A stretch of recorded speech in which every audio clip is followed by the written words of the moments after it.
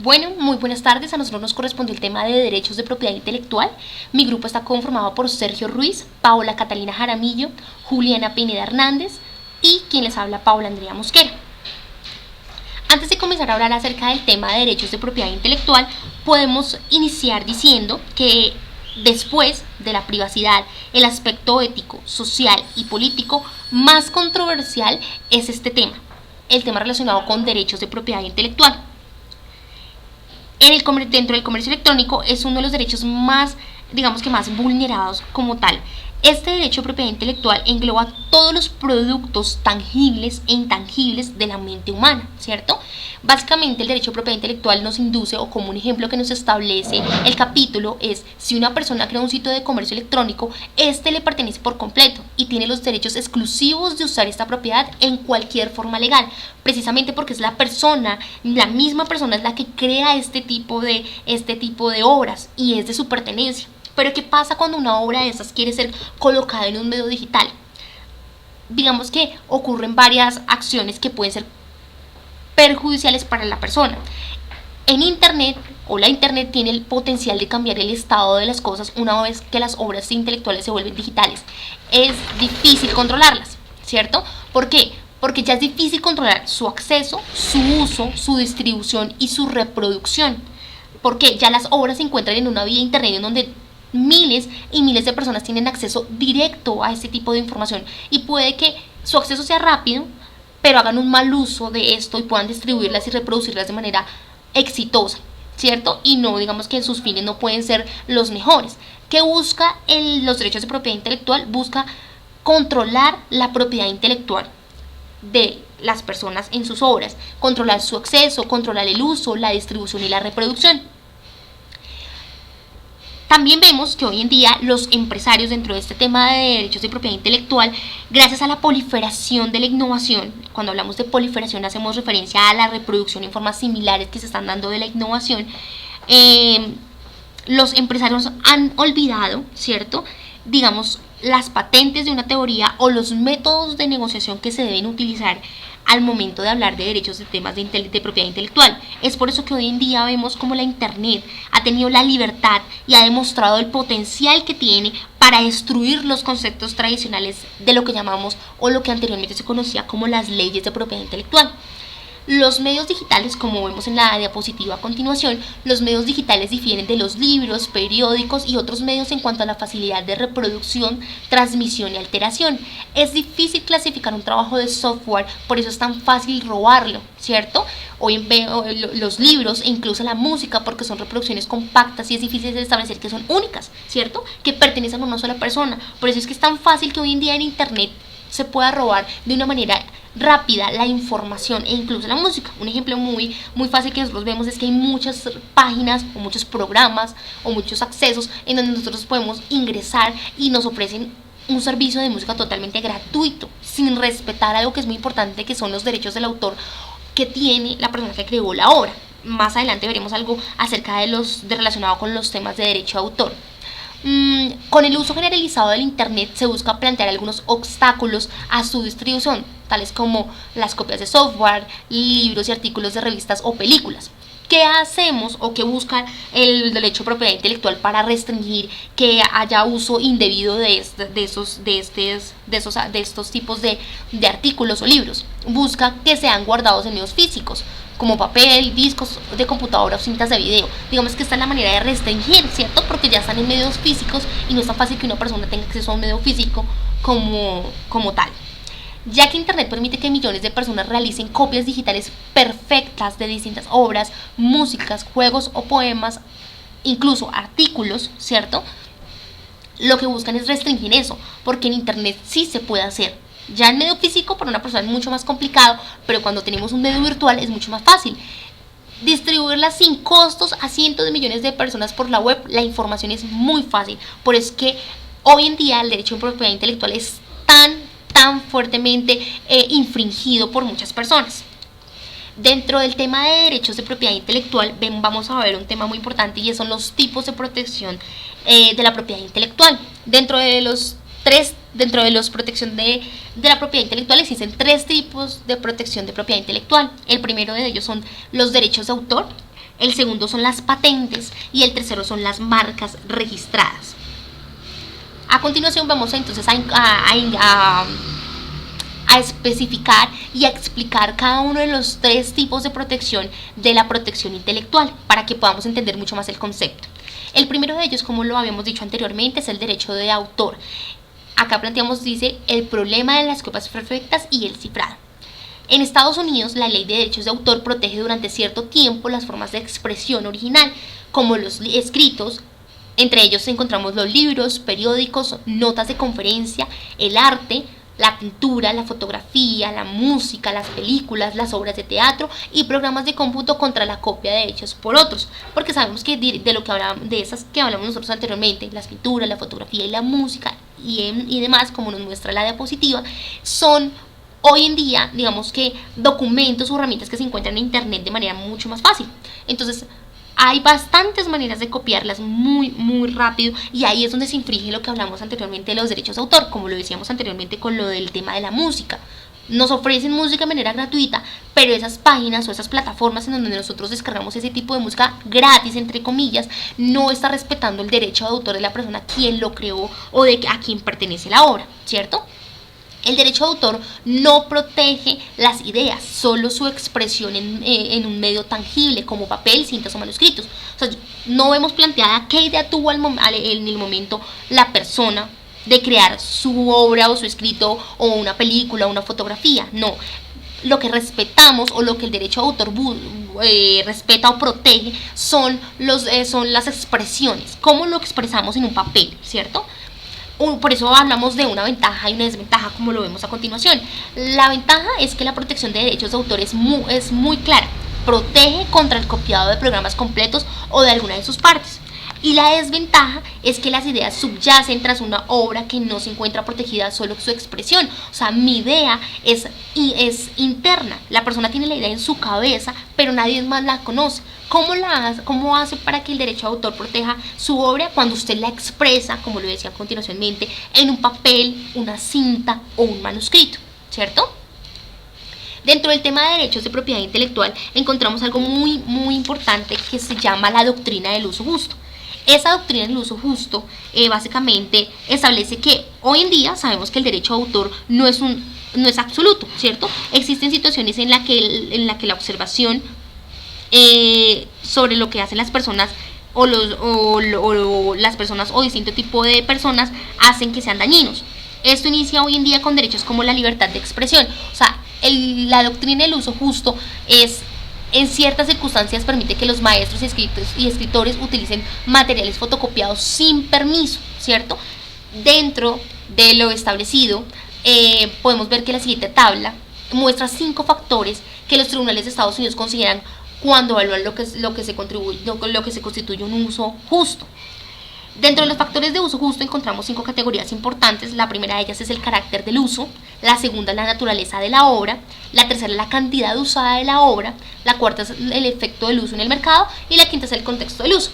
El primero, por ejemplo, el carácter del uso, ¿cómo lo interpretamos? Uso no lucrativo o educativo versus uso lucrativo. ¿Cómo me lucro yo de la información que yo obtengo de un autor, ejemplo en un libro, ¿cierto? ¿Y cuál es el uso lucrativo que yo le estoy dando?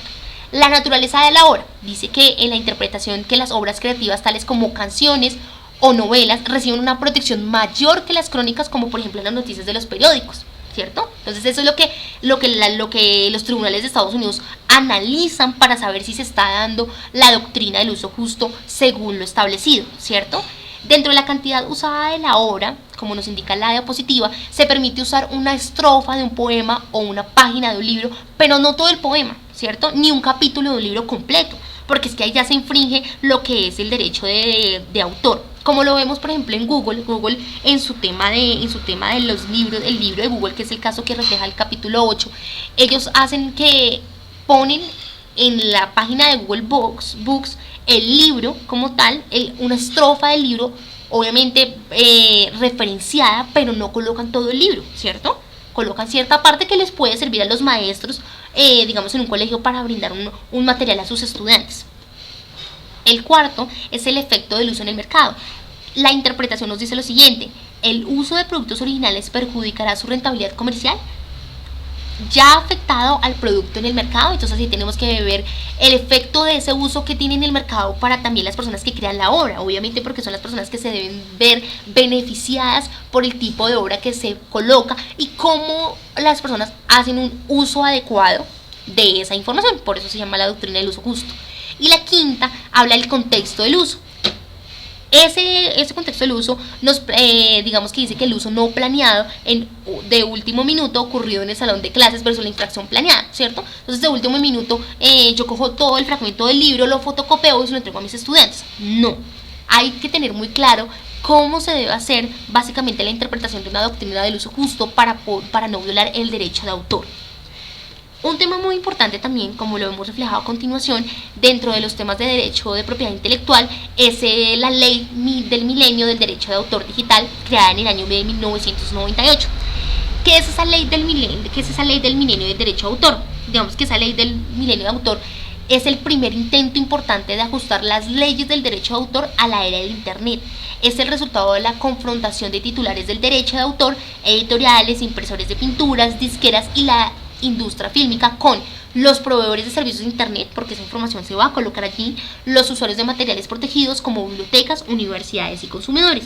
Entonces digamos que este tema de la ley milenial del derecho de autor digital ha hecho que podamos ingresar las obras al mundo digital, pero que haya un derecho, ¿cierto?, que ayude a las personas que crean ese tipo de obras. Un segundo punto muy importante, o uno de los segundos tipos de protección de derechos de propiedad intelectual son las patentes. Dentro de las patentes se encuentran los métodos y procesos de negociación. Una patente básicamente que busca, primero, o lo que hicimos clasificar dentro de 4 puntos importantes. El primero, una patente garantiza al propietario el monopolio exclusivo durante 20 años de las ideas presentes tras una invención, ¿cierto? Entonces usted crea, ¿cierto?, ya tiene la patente como tal establecida y le dan un uso exclusivo durante 20 años, ¿cierto?, de esa patente que usted estableció. 2. Las patentes son mucho más difíciles y exigen más tiempo para obtener la protección que los derechos de autor. Un derecho de autor es mucho más fácil, ¿cierto?, que en las cortes se puedan establecer derechos de autor mucho más rápidas. Las patentes llevan mucho más tiempo.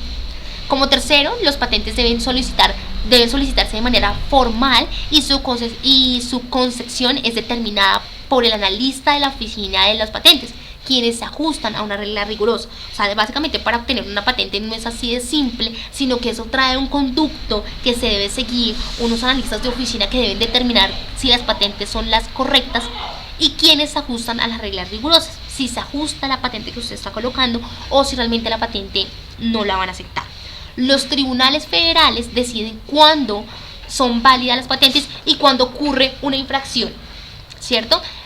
¿Qué son las patentes? Las patentes, digamos que básicamente son muy distintas a los derechos de autor, porque en este caso las patentes sí protegen las ideas en sí, no solo su expresión. O sea, ya ahí protegen las ideas porque es mi idea de crear algo, ¿cierto? Ya es algo inconscientemente que la persona tiene y dice, yo quiero crear esa idea y yo sé que la patente me va a proteger como tal, ¿cierto? En Estados Unidos existen cuatro tipos de inventos para los que se otorgan patentes. La primera son las máquinas, productos elaborados por el ser humano, composiciones de la materia y métodos de procedimiento. Todos estos obviamente tienen que ser realizados o hechos por el ser humano. Y de igual manera existen 3 cosas que no se pueden patentar o que no están permitidos dentro de lo que establecen las leyes norteamericanas, que fueron, pues digamos, las principales que establecieron los derechos para las patentes. Y dentro de esos 3 que no pueden patentar están las leyes naturales, los fenómenos naturales y las ideas en lo abstracto. O sea, las ideas que yo tengo en mi mente directamente englobadas en otro lugar y que no son tan fáciles de patentar, de poder hacer realmente que sean un hecho, ¿cierto? Por último, vamos a ver el tercer tipo de protección de propiedad intelectual. Y esto es un tema muy muy importante que se llama marcas registradas. Dentro de las marcas registradas vamos a ver un punto muy importante que es la infracción y la dilución en línea. Una marca registrada básicamente, ¿qué es? La marca es la marca usada para identificar artículos e indicar su procedencia, ¿cierto? Entonces la marca de un artículo puede ser la marca Nike, que es la marca de zapatos muy conocida por hoy en día por muchas personas, la marca Adidas, ¿cierto? Que también es muy conocida. Y vamos a ver el significado de lo que es dilución. La dilución es cualquier comportamiento que debilite la conexión entre la marca y el producto, ¿cierto? Hay algo que agrede y algo que diluye y algo que no deja que haya una conexión entre la marca y el producto que ofrece una empresa. Las marcas registradas en Internet establecen que el crecimiento y comercialización de Internet han generado oportunidades inusuales para que las empresas existentes que tienen marcas distintas y famosas las extiendan a la red, lo que también ha abierto la puerta para que otras empresas maliciosas con doble intención busquen la oportunidad de montar nombres para registrar dominios en Internet que son marcas famosas para tratar de confundir a los consumidores y poder con esto tener, digamos, básicamente un ingreso o una rentabilidad basándose en marcas que no les pertenecen y marcas que básicamente corresponden a una persona que fue la que la creó. Entonces no respetamos ese tipo de derechos que se le tienen que dar a estas personas. Por eso es que el tema de marcas registradas es muy importante, porque hoy en día el acceso que tiene tantas personas a Internet ha hecho que se incremente mucho más la infracción y la dilución en línea, ¿cierto? Entonces por eso es que se debe crear este tipo de... Por eso es que nos indica que eso es un tipo de dentro del derecho de propiedad intelectual. Dentro de las marcas hay algo muy importante que establece el capítulo 8 y es, como lo muestra la diapositiva, la Ley de Protección al Consumidor contra la Usurpación Cibernética, ¿cierto? Esta ley se dio a razón del aumento de las quejas digamos, de diferentes tipos de empresarios de marcas famosas, ¿cierto? Que encontraron que muchos emprendedores de la web se habían apropiado de los nombres de sus marcas, ¿cierto? Y el Congreso estadounidense, ¿qué hizo? Dijo, no, pues vamos a establecer la Ley de Protección al Consumidor contra la Usurpación Cibernética. ¿Y qué es esta protección al consumidor, ¿cierto? Contra la usurpación cibernética? Es el que crea la responsabilidad civil a cualquiera que intente con mala fe obtener beneficios a partir de una marca famosa o distinta, por medio de registrar el nombre de un dominio en Internet que sea idéntico o se confunda con el de dicha marca, ¿cierto? Porque ahí se está usurpando, digamos que y no se está protegiendo al consumidor, ¿cierto? Porque digamos que ya hay manos inescrupulosas que están utilizando la información en Internet diferente, y eso puede hacer que desenfoque la mirada del consumidor de lo que realmente él pretendía de esa marca o de ese producto que quería comprar. Hay otro punto muy importante que se llama la usurpación cibernética y fraudes con la marca. Hay dos conceptos importantes. El primero es la usurpación cibernética, que involucra el registro de un nombre de dominio infractor u otro uso en Internet de una marca existente. Y el segundo es la piratería cibernética. Involucra el mismo comportamiento que la usurpación cibernética, pero con un intento de desviar el tráfico desde el sitio legítimo hacia el sitio infractor. Buscan que la información básica, la fuente madre de la información o de lo que ellos quieran piratear, esté desde su punto de infractor, o sea, desde el punto clave, para que la información sea mucho más rápida y ellos puedan infringir de una manera mucho más rápida como tal en este tema de lo que se llama los derechos de propiedad intelectual.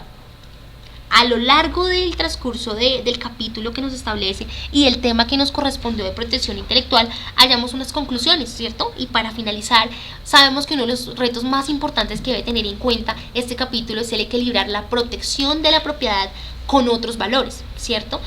Digamos que el reto de la ética de la propiedad intelectual y la ley es garantizar que los creadores de una obra, de una fotografía, de una pintura, de una página web, reciban los merecidos beneficios por sus inventos y obras, ¿cierto?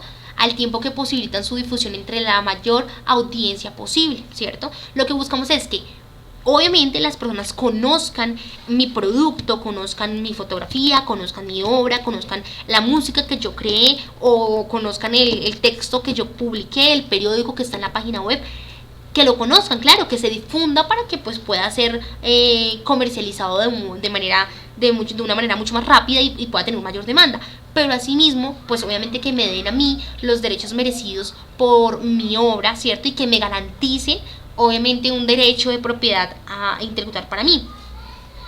digamos que se sabe que la protección contra el robo de la propiedad intelectual conduce en forma inevitable a restricciones en la distribución y los pagos para los creadores de obras por el uso de sus obras también, ¿no? Pues por el uso que se le da, pues también no se le puede dar una distribución o un pago mucho más eficaz a la persona, pero sin embargo, sin estas protecciones y sin beneficios para los acreedores, el ritmo de la innovación disminuiría. Ya muchas personas no creerían en innovar, no creerían en crear un nuevo producto, en satisfacer una nueva necesidad, en colocar un nuevo producto que beneficia a un cierto tipo de personas determinadas. Y por eso, digamos que si no se tienen esos beneficios y esas protecciones para las personas, el ritmo de la innovación disminuiría y pues obviamente ya no encontraríamos cosas que nos puedan beneficiar. Por eso es que el tema de derechos de propiedad intelectual es tan importante y se debe manejar con mucha rigurosidad por las personas, tanto primero los clientes que ingresan a la página de internet, a una página de internet, ingresan por medio de por un sitio virtual y ven ese tipo de información o pueden tener acceso de manera rápida a la información, y también a las personas que pues obviamente colocan ese tipo de información en diferentes páginas o diferentes medios para distribuirla como ellos deseen. Y bueno, básicamente hasta acá llega el final de nuestra exposición. Muchísimas gracias a todas las personas que nos pudieron escuchar y gracias.